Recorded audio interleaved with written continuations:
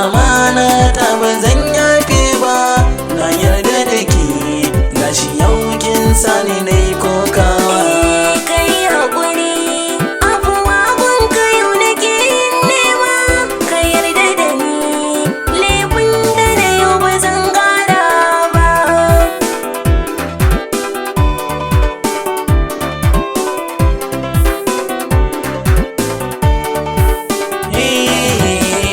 Ni da ke makayo alƙawari da wuya ba za mu rabe ba, sanne kin ka shige raina na baki masauki babba, a fuska ko idan an duba halin mutum ba za a sani